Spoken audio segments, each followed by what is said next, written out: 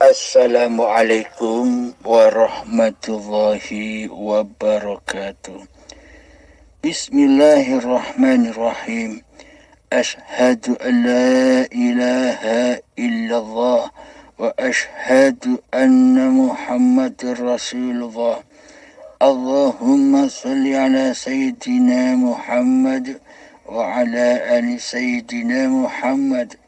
Rabbi israhli sadri wa yassirli amri wahlul 'uqdatam min lisani yafqahu qawli. Amin. Bismillahirrahmanirrahim. Silakan Kang Mas Ahsanul dari Bawean. Assalamualaikum warahmatullahi wabarakatuh. Setelah kami mengikuti kajian Gus Halim dari waktu ke waktu, saya akhir-akhir ini merenung dan berpikir, karena memang panduan saya pertama adalah Al-Quran yang saya baca, dan yang saya cocokkan dengan apa yang sampean sampaikan dalam keterangan tentang ma'rifat Allah, tentang yang hidup dan yang wujud. Memang kami sepakat dengan ma'rifat Allah, dialah yang wujud, dialah yang hidup. Lalu kami berpikir yang berhubungan dengan akhirat, kejadian kematian sampai kepada peristiwa perjalanan di akhirat padang mahsyar sampai Shiratal Mustaqim. Lalu keterangan-keterangan sampean itu seakan-akan menafikan dari keterangan-keterangan hadis Nabi, keterangan-keterangan para ulama yang menjelaskan tentang kehidupan akhirat, baik itu secara ma'arif ataupun secara zaharif. Maka kami ingin bertanya tentang hal-hal yang penjelasan tentang sampean mengenai akhirat, sehingga seakan-akan hanya penjelasan simbolik saja. Yang paling kami mikirkan lagi tentang sampean menerangkan talqin.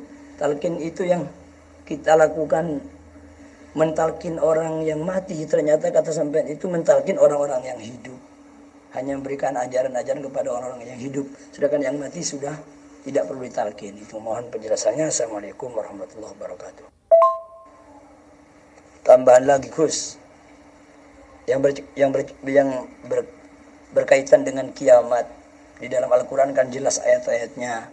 Asy-syamsu kuwirat, wa idzan nujumu qadarat, wa idzal jibalu suyirat, wa idzal insyaru uqtilat, wa idzal wuhusyu syirat, wa idzal biharu sujirat, wa idzal nufusu zuwijat, wa idzal mau'udatu su'ilat.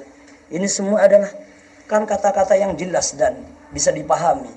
Lalu kalau kita tafsirkan dengan sesuatu yang masih abstrak, lalu dakwah Al-Quran saat ini hanya sekedar simbol saja, sedangkan hakikatnya tidak seperti itu.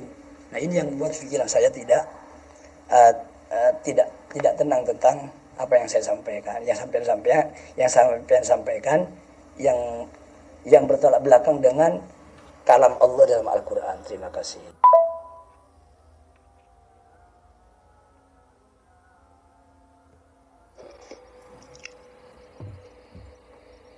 Waalaikumsalam warahmatullahi wabarakatuh. Buat Kang Ahsanul Haq Bawean, pada intinya ada 4 pertanyaan. 1. Akhirat, kematian, talqin, dan kiamat. Sebelum kami mengkaji pertanyaan saudara Ahsanul Haq Bawean, kami terangkan dulu syahadat.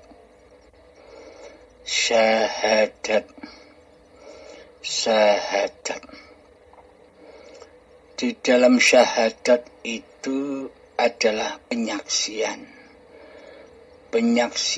Allah dan kepada Muhammad Rasulullah. kita wajib menyaksikan Allah dan Muhammad Rasulullah. Akan tetapi bila kita masih erat kewujudan diri manusia kita, bila kita masih merasa wujud daripada Allah yang menciptakan diri kita, maka kita akan sulit memahami tentang syahadat. Karena selama ini kita merasa lebih wujud daripada Allah yang menciptakan diri kita. Maka dari itu, agama di sisi Allah itu adalah awwaluddin ma'rifatullah. Yang dimaksud agama di sisi Allah itu adalah ma'rifat kepada Allah, yakni tahu Allah, mengenal Allah, bertemu Allah. Apa tujuannya mengenal, tahu, dan bertemu Allah? Agar pengabdian kita kepada Allah tidak tersesat dimakan oleh hawa nafsu kita sendiri. Terbukti Allah dan Kanjeng Nabi Muhammad perintahkan umat manusia untuk beribadah secara syariat, untuk sholat secara syariat dan sebagainya, diwajibkan diawali dengan niat. Karena innamal a'malu binniyah. Suatu amaliyah itu tergantung niatnya. Di dalam perintah itu, di dalam niat kita diharuskan, kita diwajibkan membuka alam akhirat, membuka alam lillahi ta'ala. Akan tetapi selama ini kita tak bisa membuka alam akhirat itu, tidak bisa membuka alam lillahi ta'ala itu. Karena apa? Karena kemakhlukan kita lebih unggul daripada Sang Khalik. Kemanusiaan kita merasa lebih wujud, lebih nyata daripada Allah sebagai pencipta diri kita. Itulah yang membuat hijab kita semua tak bisa bertemu Allah melewati pintu akhirat dan lillahi ta'ala. Karena manusia bila masih wujud diri manusianya di hatinya, sedang Allah digoibkan, ditiadakan di hatinya, maka semua pengertian-pengertian ayat-ayat Al-Quran atau hadis yang di luar diri itu pasti diangan-angankan seperti angan-angannya manusia, serba badaniah. Karena selama ini yang duduk menjadi Tuhan adalah manusianya, pasti seluruh ayat-ayat itu dinisbatkan kepada cerita-cerita manusia, serba manusiawi. Karena sampai kapanpun manusia itu tidak akan pernah memahami Allah. Ada suatu ayat begini, wahai Muhammad, jangan kamu membahas tentang roh, karena roh itu adalah rahasiaku. Ini bukan makna yang sebenarnya, ini hanya kiasan saja. Kiasan maksudnya bagaimana? Wahai Muhammad, jangan kamu membahas tentang roh. Jangan membicarakan tentang roh, karena roh itu adalah rahasiaku. Maksudnya begini, ketika di dalam hati kita masih wujud nyata Muhammadnya, masih nyata wujud manusianya, sampai kapanpun kita tak bakal kenal dengan Allah yang kita sembah. Maka seluruh perbuatan, seluruh amal ibadah, seluruh sholat kita pasti jatuh ke lembah anar. Yakni apa? Linafsi. Ini sholatku, ini ibadahku, ini puasaku. Karena selama ini kita tidak bermakrifat kepada Allah sesuai awaluddin ma'rifatullah.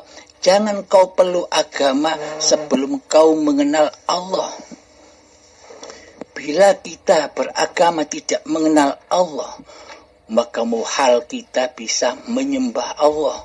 Maka muhal kita bisa bertemu dengan zat yang mencipta, zat yang menguasai diri manusia kita. Inilah yang dikatakan alam dunia, alam fana, alam linafsi. Seluruhnya serba manusia yang berkuasa di dalamnya. Coba ilustrasikan begini di dalam jiwa kita, direnungkan, ditafakuri. Apakah mungkin kita disebut bertuhan, sedangkan kita di dalam hati kita, Allah sebagai Tuhan kita tidak ada, tidak wujud kehadirannya, tidak nyata di hati kita. Akan tetapi yang nyata di hati kita adalah diri kita sendiri, hawa nafsu kita sendiri sebagai penguasa dan penggerak badan-badan kita ini, sebagai penguasa dan penggerak sholat kita, sebagai penguasa dan penggerak ibadah-ibadah kita. Lah berarti selama ini kita tak bertuhan karena Allah tak wujud, Allah tak nyata, Allah tidak kuasa atas diri kita. Karena selama ini kita merasa kitalah yang paling kuasa daripada Allah. Coba renungkan di hati kita. Iya kan? Selama ini seolah-olah kitalah yang paling merasa kuasa daripada Allah. Karena apa? Karena Allah tiada, karena Allah gaib, karena Allah tidak hadir, tidak kita hadirkan di hati kita sebagai Allah, sebagai Tuhan, penguasa diri manusia kita. Maka dari itu, bila tidak mengenal Allah, bagaimana mungkin kita bisa mengabdi kepada Allah? Bila kita tidak mengenal Allah, bagaimana mungkin kita bisa ingat Allah, bisa zikir kepada Allah? Yang kita ingat dan yang kita zikiri selama ini hanyalah tulisan-tulisan saja, nama-nama saja. Nama Allah, nama subhanallah, tulisan alhamdulillah, wala ilaha illallah, wallahu akbar. Tapi di hati kita yang wujud jadi Tuhan adalah hawa nafsu kita sendiri yang merasa bisa berzikir kepada Allah. Namun faktanya sesungguhnya yang kita zikiri di hati kita siapa? Coba cek siapa yang paling wujud, yang paling nyata di hati kita selama ini. Diri kita sendiri ataukah Allah? Dan coba cek seluruh ibadah-ibadah kita, li nafsi ataukah lillahi ta'ala. Coba cek sholat kita. Apakah kita bisa sholat dengan khusyuk? Sholat yang seperti yang dilakukan oleh para nabi dan para rasul. Apakah mungkin hati Kanjeng Nabi Muhammad ketika sholat hatinya biayaan, menyaksikan dunia, menyaksikan dirinya yang sholat? Tidak mungkin. Hati Nabi pasti mengesahkan Allah di dalamnya, memahabesarkan Allah di dalamnya, daripada memahabesarkan kemakhlukannya, kewujudan Muhammadnya. Maka Allah lah yang diwujudkan, yang dihadirkan di hatinya. Inilah yang disebut bertuhan, yakni hati yang selalu mentauhidkan Allah daripada mentauhidkan diri kita sendiri di hati kita. Kita selama ini hanya mencontoh lahiriah Kanjeng Nabi Muhammad saja. Kita tidak mencontoh bagaimana perjuangan Kanjeng Nabi ketika sebelum jadi Nabi, yakni bertapa, berkholwat, mujahadah di dalam gua Hira selama 15 tahun demi mencari Tuhannya. Maka dari itu, untuk bermakrifat kepada Allah, awaluddin ma'rifatullah, marilah kita jalani melewati pintu melewati pintu man arafa nafsahu faqad arafa rabbahu. Barang siapa yang bermakrifat kepada siapa hakikat diri sejatinya yang tak wujud, yang tak ada, yang mati, yang buta, yang bodoh, yang tuli, yang bisu, maka nyatalah Allah yang wujud, Allah yang hidup, Allah yang melihat, Allah yang mendengar, Allah yang berilmu, Allah yang berkuasa, dan Allah yang berkalam. Maka dari itu, bila kita tidak bermakrifat kepada diri kita, bagaimana mungkin kita bisa bermakrifat kepada Allah? Bila diri kita selalu ingin menjadi Allah, ingin menjadi Tuhan, maka pastilah kita merasa memiliki semua sifat-sifatnya Allah yang ada di dalam sifat wajibnya Allah.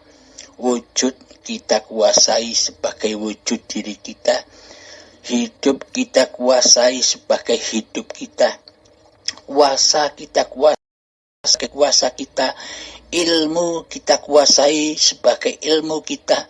Melihat kita kuasai sebagai melihat kita. Mendengar kita kuasai sebagai pendengaran kita. Berkata kita kuasai sebagai kalam-kalam kita. Maka seluruh sifat Allah sudah kita kuasai selama ini, sehingga Allah goib di dalam hati kita. Jadi bagaimana mungkin kita bisa menyembah Allah, mengabdi kepada Allah, sementara yang kita sembah, yang kita abdi, kita tiadakan.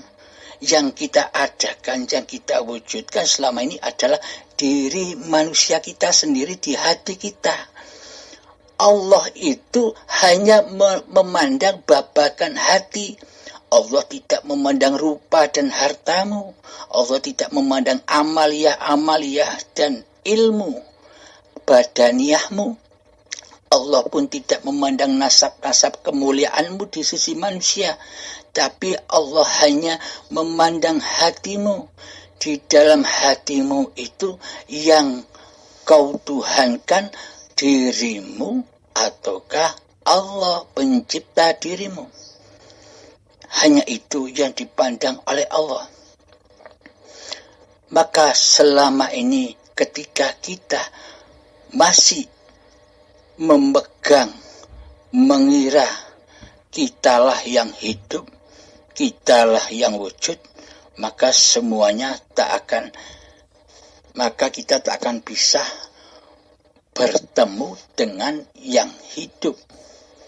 Karena hidup selama ini kita akui sebagai hidup kita, bagaimana kita bisa mengabdi kepada hidup? Coba,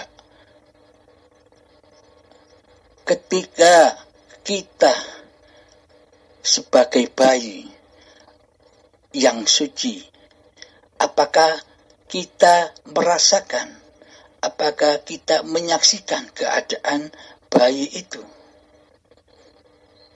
Kita kan belum ada, meskipun hidup dan badan ini sudah ada, tapi kita belum ada, belum wujud, belum didatangkan oleh Allah. Lalu kapan kita dilahirkan oleh Allah, diadakan oleh Allah di dunia ini? Ketika datang detik-detik akil balik, kita mulai merasa, kita mulai merasakan hidup ini hidupku, badan ini badanku, ketika saat kita TK, sekitar umur 5, 6 tahun sampai 7 tahun. Saat itulah kita diadakan, kita dilahirkan. Kita diadakan dan dilahirkan syariatnya memang dari bayi, akan tetapi sejatinya kita mulai menyadari kehidupan ini sejak akil balik tiba, yakni usia TK.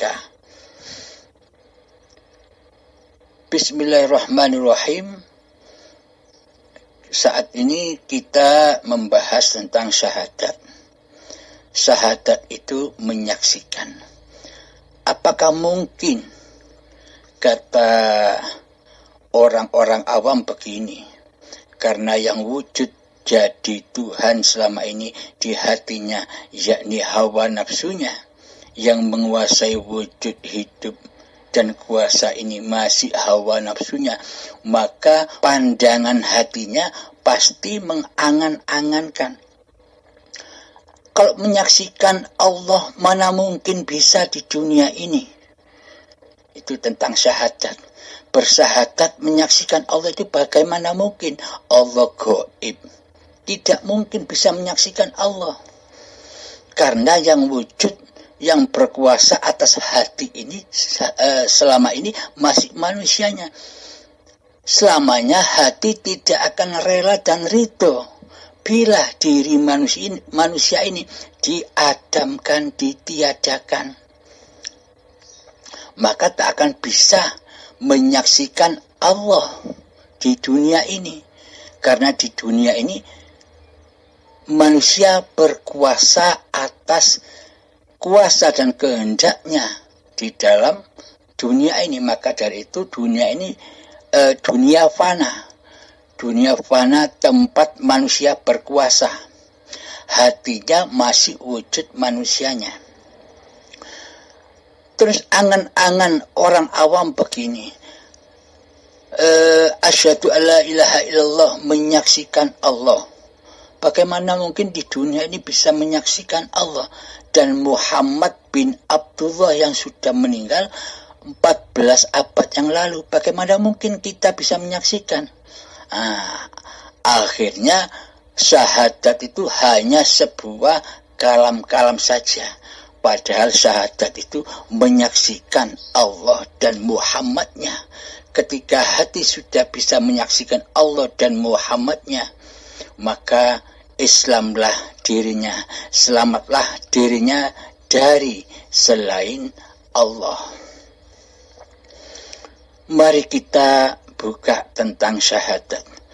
Sebelum kita buka tentang syahadat, mari kenali dulu siapa sih zat yang bernama Allah itu.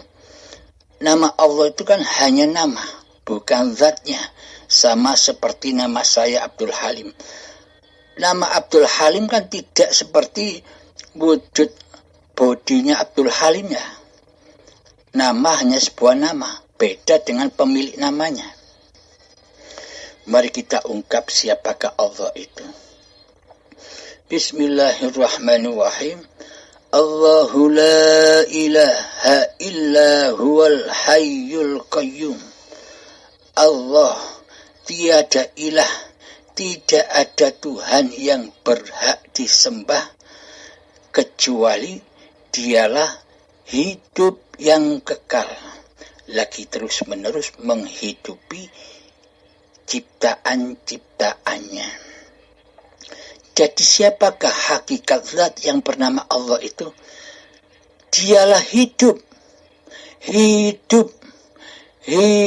yang selama ini kita akui sebagai hidup manusia kita itu loh Allah. Akan tetapi selama ini kita buta. Karena apa? Karena kitalah yang merasa hidup. Karena kita merasa bahwa hidup ini hidup manusia kita. Itulah yang membelenggu hati kita bertemu dengan Allah. Mengingat kepada Allah. Karena apa? Karena selama ini yang merasa jadi Tuhan, yang merasa jadi Allah adalah diri kita sendiri. Kita selama ini tidak merasa.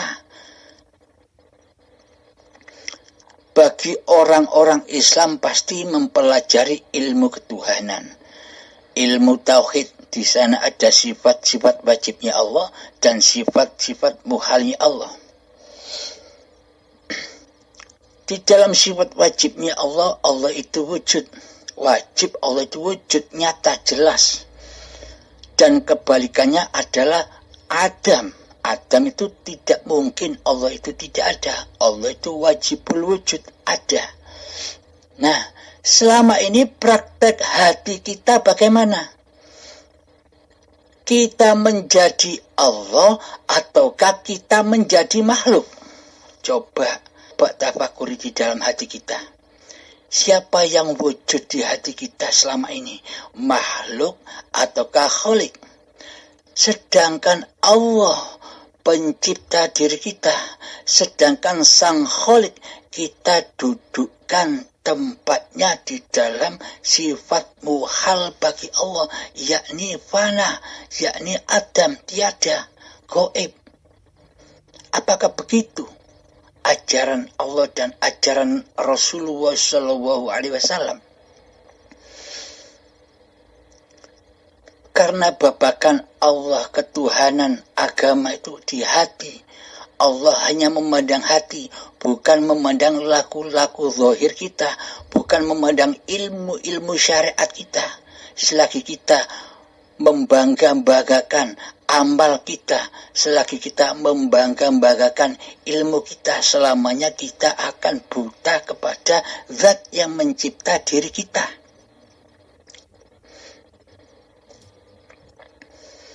Nah, coba selama ini kita tafakuri. Yang wujud itu siapa di dalam hati kita? Allah kah atau diri kita?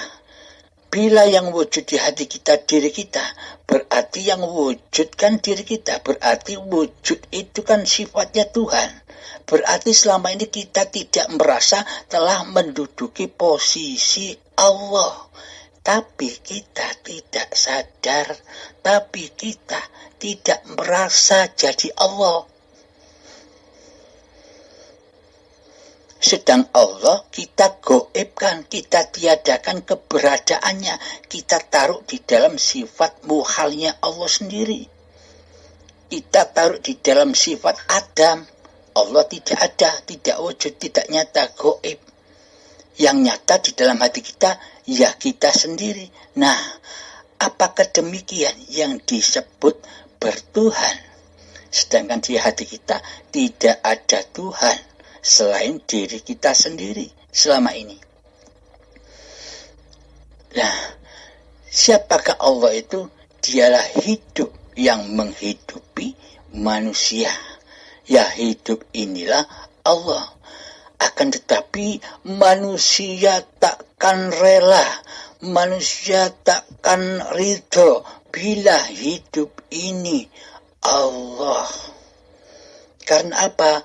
Karena saking lamanya kita duduk-duduk, tenguk-tenguk menjadi Allah selama ini. Maka dari itu sangat berat, sangat alot melepaskan kekuasaan ini sangat berat, sangat alot melepaskan kewujudan diri manusia ini. Sangat berat, sangat alot melepaskan semua kekuasaan ini kepada pemiliknya. Karena apa? Karena kita sudah lamanya menjadi Tuhan, menjadi Allah, tapi kita tidak terasa. Maka dari itu ada ayat, matilah sebelum matimu, hisablah dirimu sebelum kau dihisab.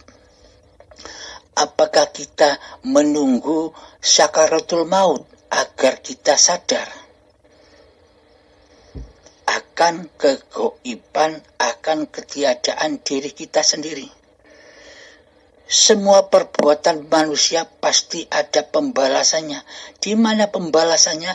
Ya di sakaratul maut, dikelongkop semua hingga suci. Dikelongkop azab yang pedih di saat sakaratul maut. Apa yang kau akui selama ini di dalam hatimu? Wujud engkau akui sebagai wujud diri manusiamu dikelongkop saat sakaratul maut. Sakitnya seperti kambing disayat, dikelongkop kulitnya secara hidup-hidup, dan sakitnya 1000 kalinya, saking sakitnya. Terus apalagi yang kita akui sebagai milik kita? Hidup dikelongkop, dikembalikan hidup yang bukan milik manusia. Terus apalagi yang kita akui? Ilmu, dikelongkop ilmunya. Terus apalagi yang kita bangga-banggakan di dunia ini? Amal, dikelongkop amalnya. Terus apalagi yang kita cintai di dunia ini? Keluarga, anak, istri, dunia ikut membantu ngelongkop saat kita sakaratul maut. Jadi sakaratul maut itu adalah hakikatnya kiamat. Runtuhnya kewujudan diri manusia kita, runtuhnya kehidupan diri manusia kita, runtuhnya apa-apa yang kita akui sebagai milik kita selama ini, sehingga menjadi suci kembali seperti bayi. Inna lillahi, darikulah yang suci, bayi-bayi itu suci. Wa inna ilaihi raji'un, ketika sudah kembali kewujudan, kekuasaan, kehidupan kepada Allah, maka suci kembali seperti bayi. Ketika ajal menjemput, badan-badan ini sudah suci bersih, kembali menjadi tanah. Kenapa disebut suci bersih? Karena di dalam badan yang mati ini sudah tidak ada pengakuan-pengakuan, sudah tidak bisa mengaku-ngakui bahwa badan ini miliknya seseorang. Seperti bayi dahulu, meskipun hidup dan badan ini sudah ada, tapi manusianya belum ada. Inilah yang dimaksud kesucian. Dan inilah yang dimaksud kiamat. Terus talqin marrobuka. Coba kita hayati, coba kita tafakuri. Kira-kira mayat yang sudah tiada kehidupannya, tiada pengertiannya, tiada pendengarannya, tiada penglihatannya, apakah bisa mayat mendengarkan talqin dari Pak Mudin? Siapakah yang paling mendengar talqin tuntunan dari Pak Mudin itu? Marrobuka, siapakah Tuhanmu? Jawablah, Allahu Rabbi. Seakan-akan Pak Mudin itu menalkin mayat. Kematian itu sama mati itu saudaranya tidur, dan tidur saudaranya mati. Coba, jangankan mayat yang sudah mati. Ketika kita tidur dengan nyenyaknya, kira-kira ketika ada Pak Mudin menalkin kita yang sedang tidur, apakah kira-kira kita mendengar talqin yang dibacakan oleh Pak Mudin ketika kita tidur, meskipun kita belum mati, hidup masih ada, tapi kita tertidur. Kira-kira kita ditalqin merasa tidak ketika tidur nyenyak? Nah, ketika kita tidur saja tidak mendengar, tidak merasakan ditalqin oleh Pak Mudin. apalagi kalau sudah tiada hidupnya. Ya seperti menalkini pohon, menalkini kayu yang tidak ada hidupnya. Bisa dimengerti, coba hayati, ditafakuri.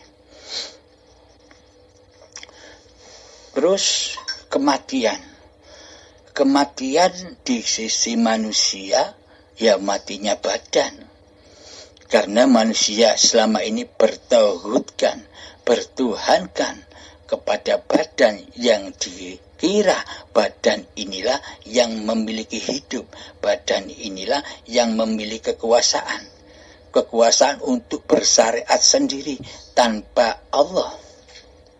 Maka dari itu seluruh ibadah dan sholat kita selama ini pasti larinya linafsi. Kembali kepada hambanya, tidak sampai kepada Tuhannya. Karena apa? Karena hambanya merasa dirinya yang bersyariat, yang bergerak, yang melakukan, yang menjadi penguasa dan menjadi Tuhan selama ini. Pasti larinya semua amalia badan ini kepada manusianya, tidak bisa menembus Tuhannya. Karena selama ini yang jadi Allah kan bukan Allah. Allah kita goibkan, Allah kita tiadakan.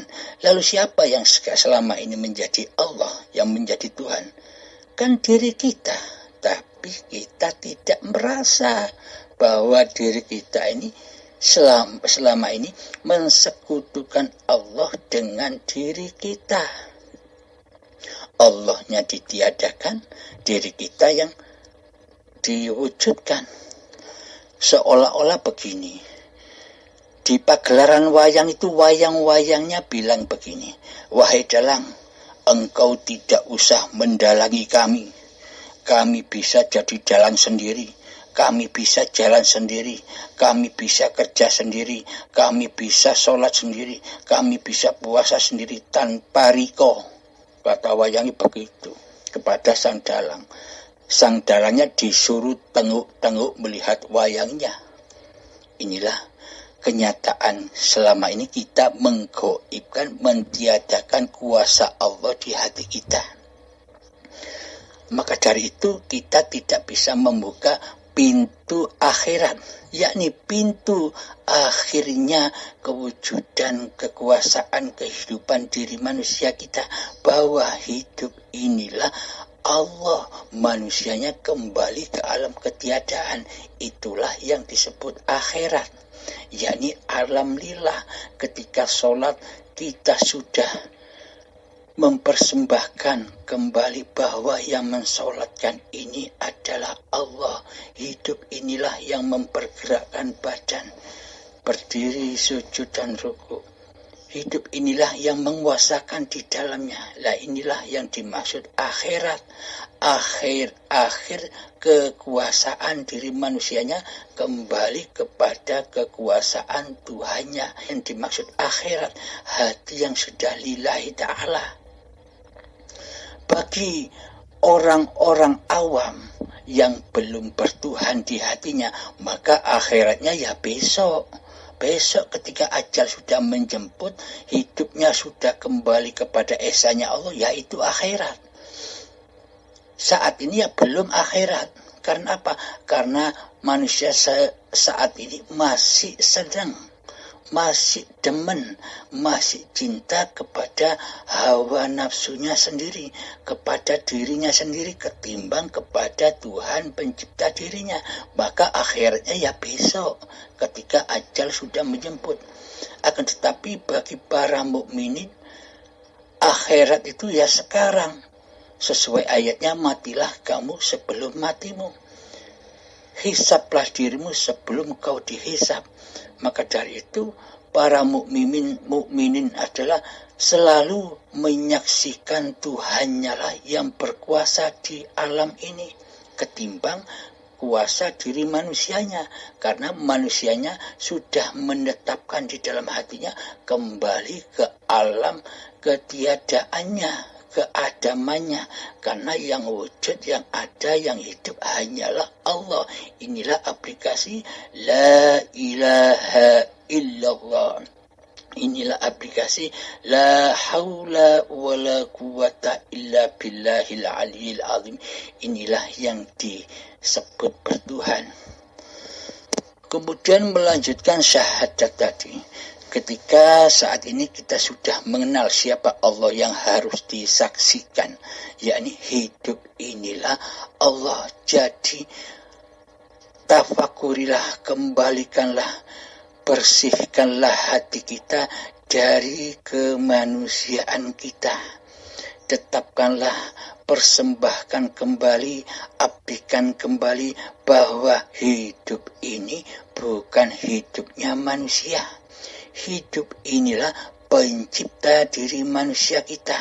Dengan hidup dan kehidupan inilah cikal bakal badan kita tercipta sejak dari tanah sampai menjadi sperma hingga menjadi bayi hingga saat ini. Hidup itulah yang membimbing, hidup itulah yang memelihara, hidup itulah yang selalu menjaga, mengasihi sayangi tubuh-tubuh ciptaannya ini. Maka dari itu saksikan asyhadu alla ilaha illallah. Saya bersaksi bahwa hidup ini Allah. Wa asyhadu anna Muhammadur Rasulullah. Ingat, wa asyhadu anna Muhammadur Rasulullah ini kalimatnya bukan wa asyhadu anna Muhammad bin Abdullah. Kalau Muhammad bin Abdullah ya rujukannya kepada jasadnya Kanjeng Nabi Muhammad yang 14 abad yang lalu sudah wafat, meninggalkan kita semua.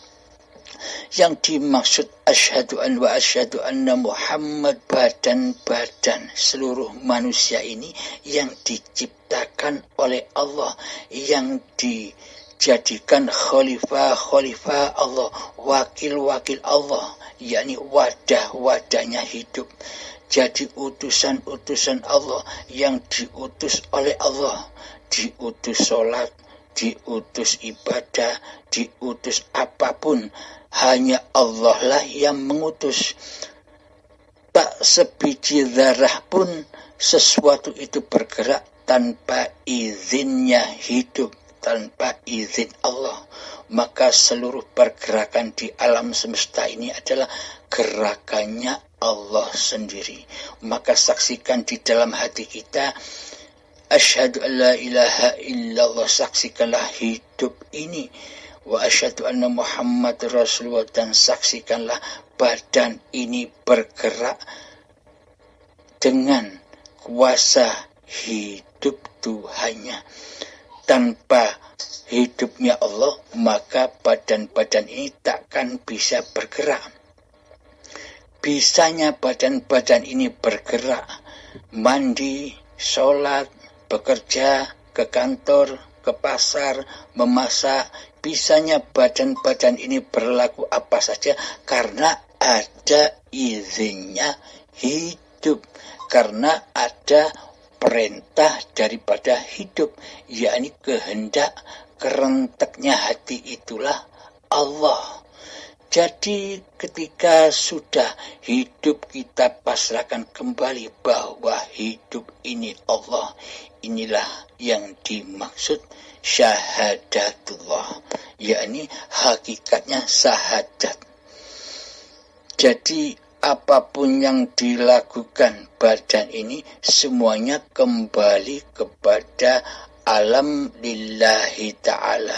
Semua kembali kepada akhirat, yakni akhirnya kekuasaan diri manusia kita atas hidup dan badan ini. Maka dari itu akhirat itu ketika kemanusiaannya sudah kembali ke alamnya, ketiadaannya yang wujud hanya Allah. Diceritakan setelah kiamat hancur leburnya alam ini, Allah berfirman, adakah Tuhan selain aku? Nah, ketika kita sudah pasrahkan kembali bahwa hidup ini Allah, badan ini ciptaan Allah, manusia tidak punya apa-apa, kembali ke alam ketiadaan, maka hiduplah Allah itu. Jadi selama kita merasa bahwa hidup ini hidup manusia kita, selamanya kita tak akan bisa mengabdi kepada Allah pencipta diri kita. Seolah-olah kita ini tercipta dengan sendirinya. Kita buta akan pencipta diri kita. Apabila kita tidak buta kepada Allah, pasti Allah pencipta diri kita, kita wujudkan di hati kita daripada diri kita sendiri. Inilah kenyataan bertuhan. Alhamdulillahirabbil alamin. Kang Ahsanul Haq Bawean. Sementara ini dulu jawabannya. Terima kasih. Assalamualaikum warahmatullahi wabarakatuh.